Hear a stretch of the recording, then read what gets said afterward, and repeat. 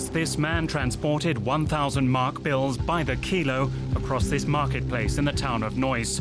He withdrew hundreds of millions from his bank, always inobtrusively and unnoticed. The attorney Heinz Günther Hüsch was working secretly for the German government. His job was to use the money to buy freedom for as many ethnic Germans in Romania as possible. It really was a unique, great humanitarian measure to bring freedom to people living without freedom and in need. To put it more drastically, to liberate them politically. For decades, the files on this, perhaps the biggest ransom payment in history, were classified. Now they are being opened for us. The West German government's negotiations on the emigration of more than 220,000 ethnic German Romanians were neatly and meticulously recorded. At the time, I thought this measure was repulsive.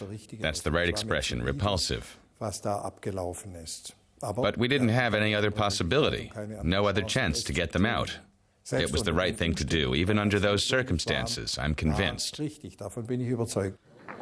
In Romania 40 years ago, the dictator Nicolae Ceauşescu ruled with an iron hand. Along with political repression and closed borders, the country slid more and more into poverty. But Ceauşescu was willing to let ethnic Germans emigrate if he was paid enough. Heinz Hüsch negotiated with him personally. It was greed for money and an attempt to gain economic advantages, to improve Romania's overall economy. It had nothing to do with compassion. At that time, many ethnic Germans lived in Romania's western provinces, Transylvania and the Banat. One of them, Werner Zahm, accompanied us to the town in the Banat, where he spent his childhood and youth. This is where he went to school and then studied music. But he increasingly felt the whole country was a prison. No one was allowed to travel abroad. You couldn't listen to foreign radio stations or watch German or Western television or get information anywhere. You couldn't read magazines, and this sense of being confined was terrible. In 1977, at the age of 24, he fled Romania and came to Germany. His family stayed behind. I escaped in the summer, and when Christmas came around, my wife and her family and my family weren't there, and I had no one.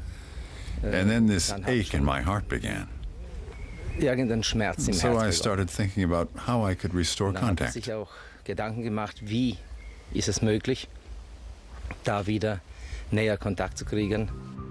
Heinz Hüsch negotiated the emigration of such families with this man, Octavian Andronic, a former Romanian intelligence officer. Andronic's job was to get as much money as possible for them. Of course, for an engineer, doctor, or lawyer who had studied here at our expense, our exclusive expense, we had to ask a lot more than for a simple peasant from the Banat.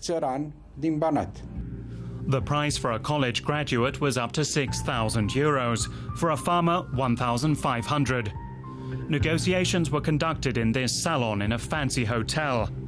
Meetings were bugged and recorded so that the German side could be put under pressure if desired. Andronic denies it. We didn't plant bugs on him because we knew each other well. It would have been a waste of time. We didn't do it. He doesn't want to see it. Or else he's still so entrapped in his old ideology that he idealizes the period we're speaking about. But the negotiations bore fruit. More and more Germans were permitted to leave, including Werner Zahm's family. Now Werner wants to show us what this mass emigration meant for Romania. We join him and his Romanian friend Jan on the way to Lindenfeld, once a prosperous ethnic German town. But the way there is difficult today.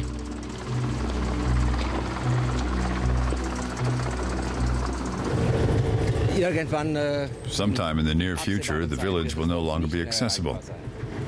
This piece of German history will be lost. It'll disappear. The emigration of ethnic Germans reached a high point in the 1980s. Up to 16,000 people left Romania each year. More and more money filled the dictator's coffers, who used it to build his absurdly huge palace. Ceauşescu began demanding bonuses to sweeten the deals. I remember only one instance. I was personally assigned to select a hunting rifle, and then Dr. Hüsch said it's already paid for. Hüsch recalls other wishes of the dictator that were more extravagant. Ceauşescu was a collector of hunting rifles, and he received a number of them. And also several luxury cars, a Mercedes 280, a Mercedes 400, red upholstery, telephone, television, refrigerator.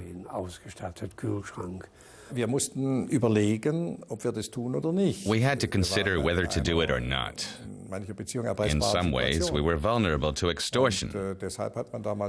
And so we acted with a very bad feeling, and I'd clearly say also with disgust for the Romanian way of negotiating and the situation there. It takes Werner Zahm and his neighbor Jan hours to reach Lindenfeld, today a ghost town. Many places once inhabited by ethnic Germans look like this.